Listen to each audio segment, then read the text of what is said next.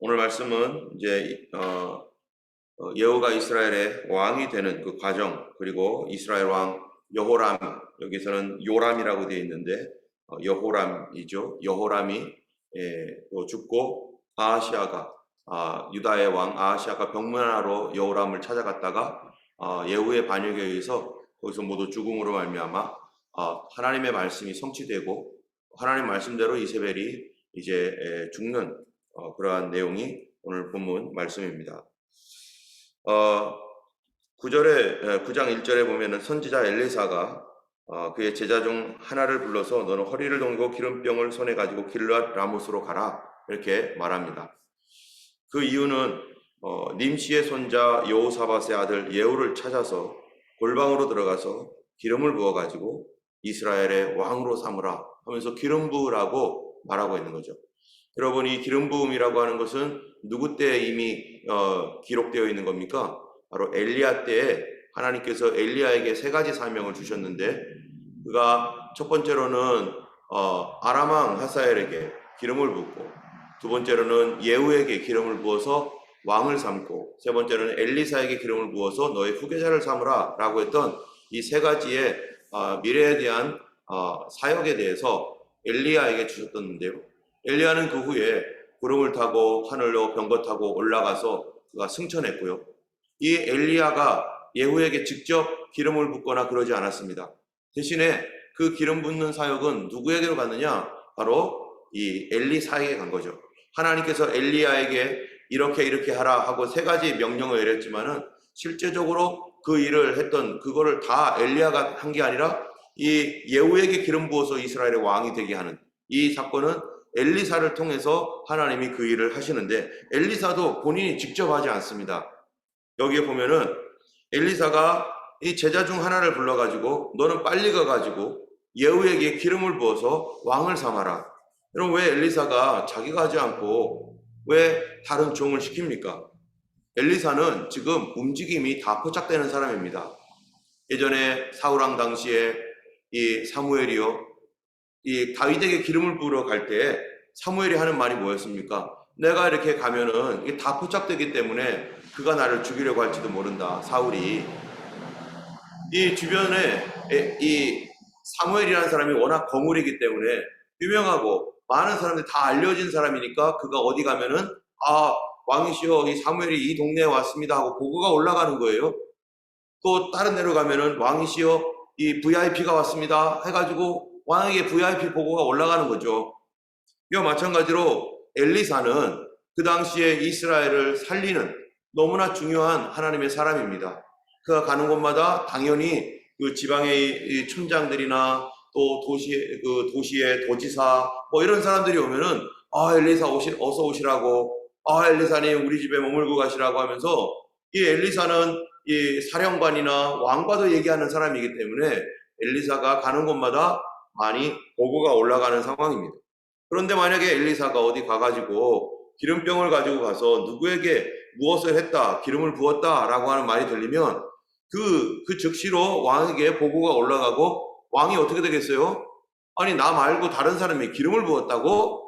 이러면은 그가 아무리 위대한 하나님의 사람이라고 하지만 이 믿음이 없는 이 이스라엘의 왕들은 당장에 체포를 하게 될 것이고, 또 기름 부음을 받은 사람은 거기서 어떠한 그 변을 당할지 모르는 거죠. 그러니까 이 엘리사가 자기 제자 중 하나에게 위임을 하는 거예요. 그래서 하나님께서 이 예후에게 기름 부으라고 했으니까 너가 나를 대신하여 기름을 부어라. 자, 지금 9장이 시작되는 것은요, 이제 뭐가 시작되는 거냐면은 이 엘리야에게, 이 아합 왕 당시에 엘리야에게 하셨던 하나님의 말씀이 또 하나 이루어지는 것입니다. 하나님의 약속의 말씀은 아합 당시에, 엘리야 당시에 있었지만, 그러나 그거를 계속해서 이어서 지금 하나님은 그거를 진행하고 계시는 거예요. 그 앞사람이 돌아가셨지만 그러나 그 뒷사람을 통해서 그거를 진행해 가고 계시는 거죠. 사람은 지나갔어요. 그러나 하나님의 약속의 말씀은 계속 이어지는 것입니다. 때문에 이 사람이 예후를 찾아서 그 예후를 부릅니다. 그런데 예후가 어디에 있느냐? 길르앗 라못에 있어요. 여러분, 길르앗 라못은 어디죠? 바로 아람과의 접경지대에 있는 그곳입니다. 그래서 아합 왕이 이 길르앗 라못을 찾으러 가자. 여기는 우리 땅이었다 해가지고 여호사밧에게 얘기해가지고 이 땅을 차지하겠다고 그랬는데, 그 당시에 그 길르앗 라못이 국경선이 돼버렸습니다. 거기에 바로 이 국경수비대에 이 예후가 다른 장관들과 같이 그 자리에 앉아 있는 거죠. 그런데 이 선지자가 길르앗 라못으로 가서 청년이 가니까 뭐 아무도 보고 안 하죠.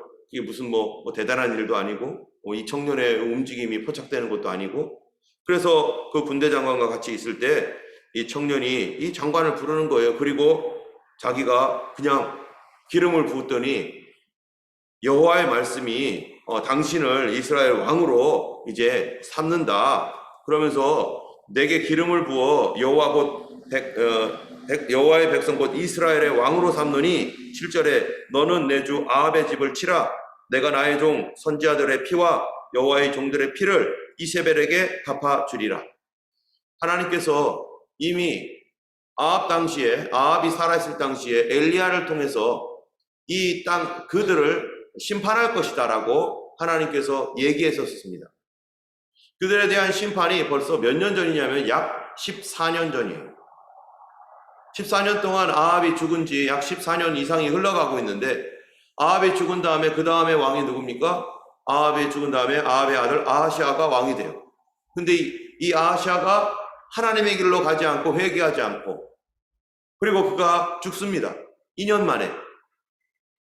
그에게 회개할 기회를 줬는데 그 가족에게 내릴 벌, 이스라엘 이 왕가에 내릴 벌을 회개하라고 시간을 줬지만 그는 회개하지 않아요. 그러니까 아하시아의 형제인 여호람이 왕이 되었어요. 아합의 또 다른 아들이죠. 그러면 이 아들은 뭐 해야 됩니까? 자기의 전에 있었던 형이 그렇게 하다가 죽었는데, 바알을 여전히 숭배하다가 죽었는데, 이제 자기가 어떻게 살아야 됩니까? 우리 가문에 하나님의 형벌이 떨어진다고 했어. 우리 아버지 행했던 그 일로 인하여 우리 아버지가 그래도 겸비했기 때문에 맨 마지막에 겸손하게 하나님 앞에 통곡함이 엎드렸기 때문에 아버지 때에는 일어나지 아니하고 그 후대에 일어난다고 했으니 내가 정신 차려야지 하고서 뭐 해야 되는 거예요? 회개하는 마음으로 그 기간을 지내야 되는데, 이 여호람의 행적이 뭡니까? 엘리사가 그 하나님의 갑절의 능력을 받아서 그 사역을 할 수밖에 없도록 이 여호람은 더 악한 왕이었어요. 아버지의 우상을, 이 바알의 우상을 제거는 했지만 그건 옮겨놓은 것밖에 안 되고, 이 여로보암의 길로 그는 그대로 가면서 온갖 악행을 하는데, 그런데 이 사람이 은혜를 굉장히 많이 받았습니다. 하나님의 은혜를 받아서 정말로 이 엘리사를 통해서 도움을 많이 받습니다.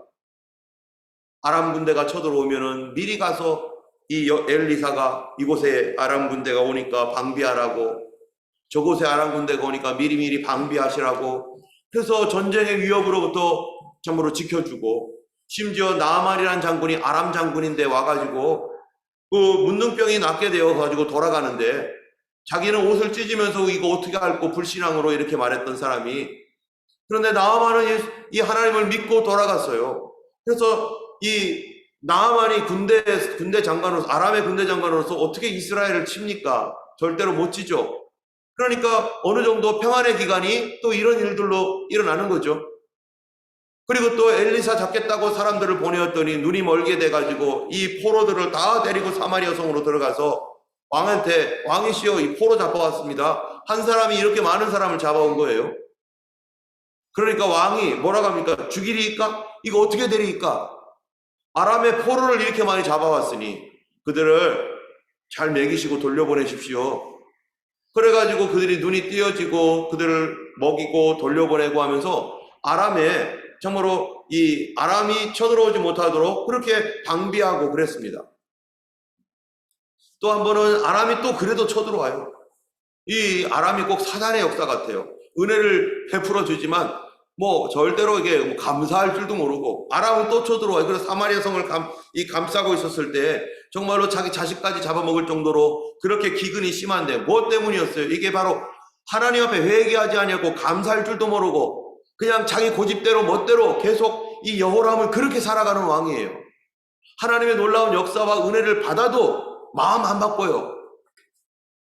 이런 왕.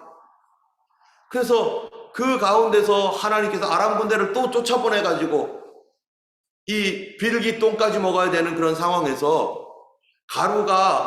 가루를 이게 너무 이 4일치 식량 이 가루 하나에 이 4일치 그 봉급을 거기다가 쏟아부어야 될 정도 엄청난 가격 상승이 일어나는 그 경제적 인플레이션 현상이 일어나고 그러한 게 경제가 마비되는 그런 상황이 되었었을 때 하나님의 사람 엘리사를 통해서 예언했던 말씀대로 한 번에 하루 만에 다 해결되고 이런 일들을 이 여호람 때에 가장 많이 겪고 여호람 왕처럼 많은 은혜를 받은 사람이 없어요. 하나님의 은혜를 받으면 어떻게 해야 됩니까? 은혜를 갚을 줄 아는 마음은 적어도 있어야 될 거 아니겠어요? 자기는 부족하고 의롭지 않았지만 그러한 그 엘리사를 통해서 하나님의 은혜를 이렇게 많이 받았던 이 사람, 그런데 감사할 줄 모르는 거죠. 하나님을 섬길 줄 모르는 거죠.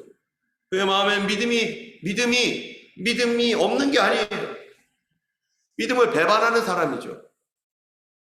왜 하나님께서 이 여호람에게 이런 은혜를 주십니까? 회개하라고. 여호람이 아버지 아합 때에 있었던 그 죄에 대하여 그 여호람에게로 지금 그 형벌이 올 텐데 이 아버지가 했던 그거를 여호람이 한 건 아닌데 그런데 아버지 아합의 영성, 아버지 아합의 악한 영성을 그도 그대로 붙들어가지고 그렇게 살면 멸망하니까 은혜를 줘서라도 그것이 다른 곳으로 넘어가고 다음 사람에게로 차라리 굴러가서 그렇게 이 회개할 수 있는 시간을 계속 주는 거예요. 여러분, 우리가 은혜를 받는 것은 한편으로는 감사한 일이면서 한편으로는 하나님의 회개하라고 하는 촉구이기도 하는 것이죠. 그랬는데 이 여호람은 바꾸지 않습니다. 그런데 우리에게 있는 시간은 언제나 영원토록 있는 게 아니죠. 언젠가는 이 시간도 끝나게 되어 있습니다. 하나님의 은혜의 때가 다 지나간 후 환난을 당하는 것이죠.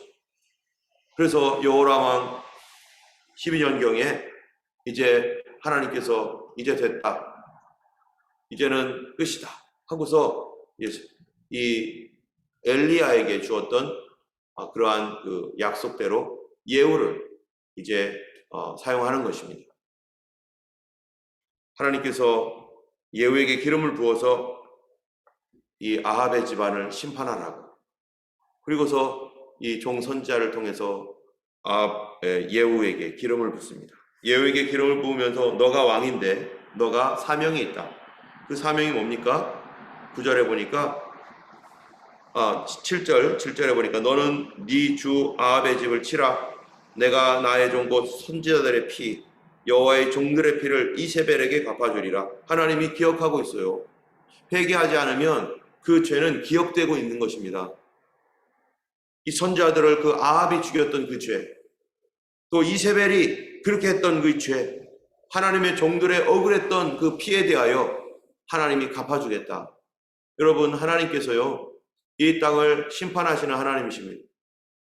예수님께서 십자가에 달려 죽으셨는데 예수님의 그 십자가에 달려 죽은 그 죄의 값을 회개하지 않으면 우리가 치를 수밖에 없다는 거죠. 심판이 예고되어 있습니다. 마지막 때의 심판. 근데 이것이 영원토록 있는 게 아니라 주님이 어떠한 시간이 되면은 이제 그 죄에 대하여 이제 심판이 떨어지는 거죠. 그래서 아합의 집에 이 주님의 종들을 심판했던, 주님의 종들을 핍박하여 죽였던 그 죄를 갚으라. 여러분, 이 하나님의 심판이 이 요한계시록에 기록이 되어 있는데, 이 인류에 대한 심판이죠. 이 요한계시록 6장에 기록되어 있는데 거기에 보면은 맨 처음에는 뭐가 나옵니까? 인을 뗍니다. 인을 뗄 때 처음에는 흰 말이 돌아다니면서 세상을 혼돈스럽게 하고, 두 번째 이 붉은 말, 검정 말, 또 청황색 말, 이런 말들이 막 돌아다니면서 세상에 기근과 지진과 막 난리가 막 나고 막 전쟁이 일어나고 이래요. 그런데 다섯 번째 인을 딱 뗄 때 그게 뭡니까? 다섯 번째 인을 뗄 때요, 수많은 순교자들, 주의 복음을 전하다가, 하나님 말씀을 전하다가 순교를 했던 순교자들의 이야기가 나와요. 주님, 어느 때까지니까? 주님, 우리의 피를 언제까지 갚아주지 않겠습니까? 우리의 이 피 흘림의 이 억울함을 주님 갚아주시옵소서 하면서 이 주의 종들이, 주님 복음 전하다가 참으로 여러 가지 어려움을 당했던 주의 종들이 하나님께 호소하는 게 나와요. 하나님께서 그 호소를 알고 계십니다. 그들을 죽였던 그 수많은 죄악들을 알고 계십니다. 여러분, 기독교 역사 2000년 동안 얼마나 많은 사람들이 복음을 전하다 죽습니까?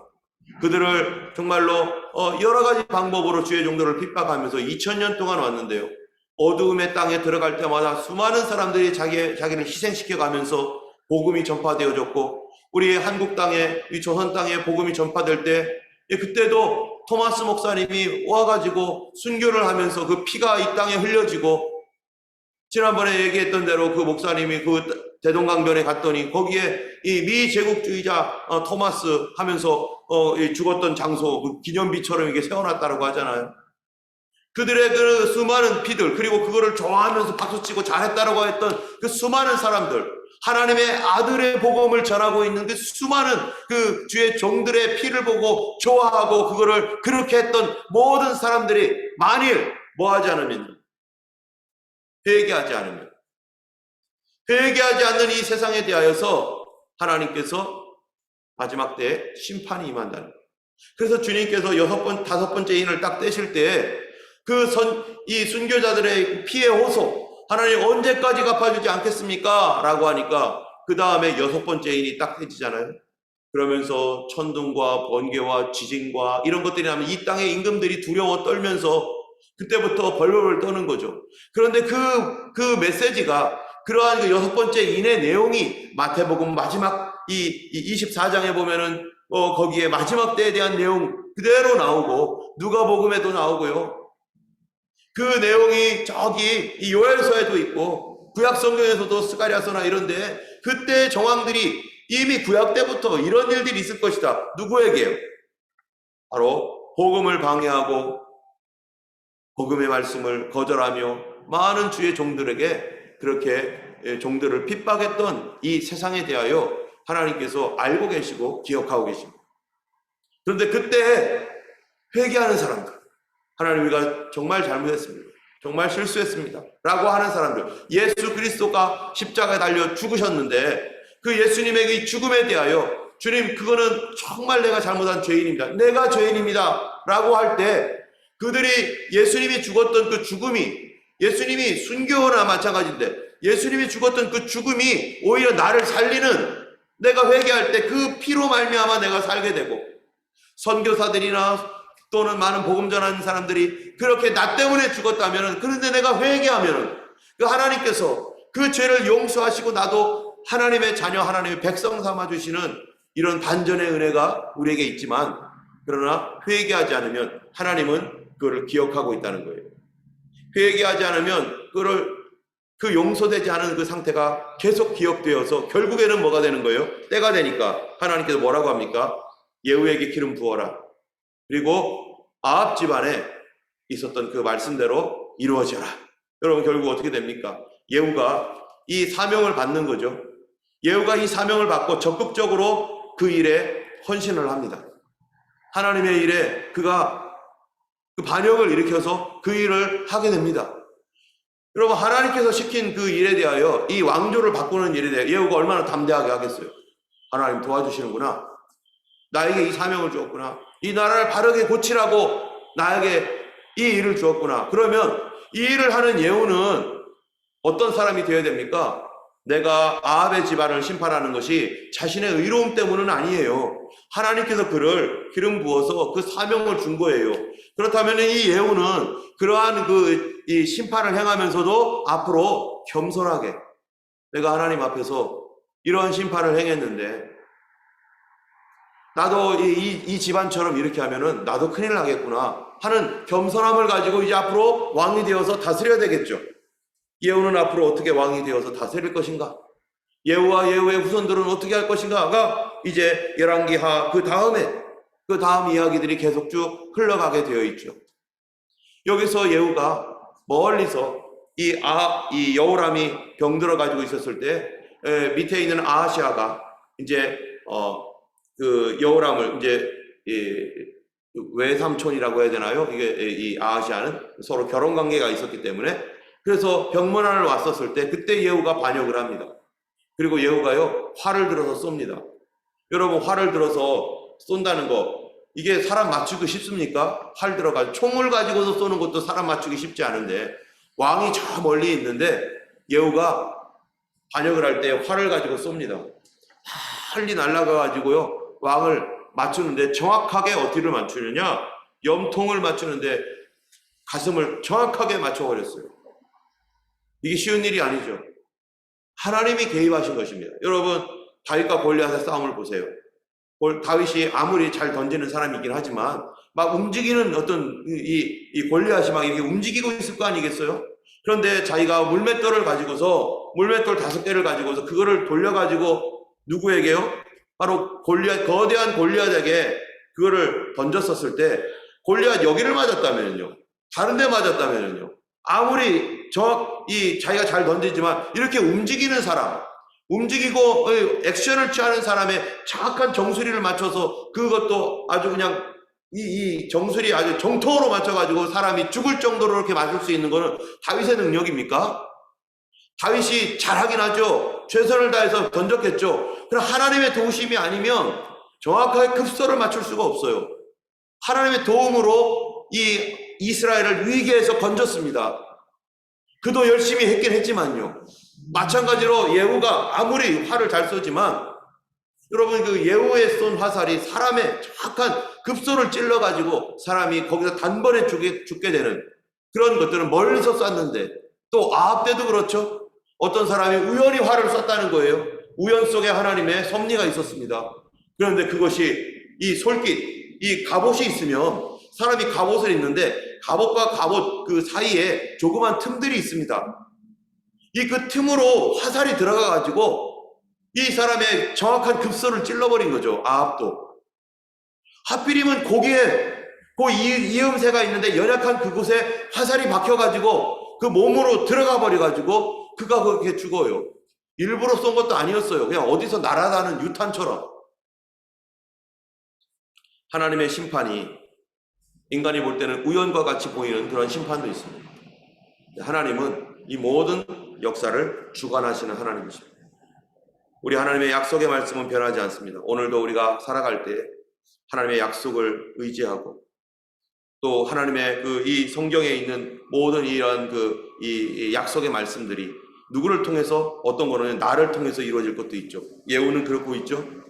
나를 통해서 하나님께서 이루고자 하시는 하나님의 약속이 있습니다. 나를 통하여 구원을 이루기를 원하는 하나님의 그런 사명이 있는 것이죠. 우리는 하나님의 사명 때문에 부름받은 사람들입니다. 오늘도 우리 주님과 동행하시면서 참으로 각자마다 사명이 다르죠.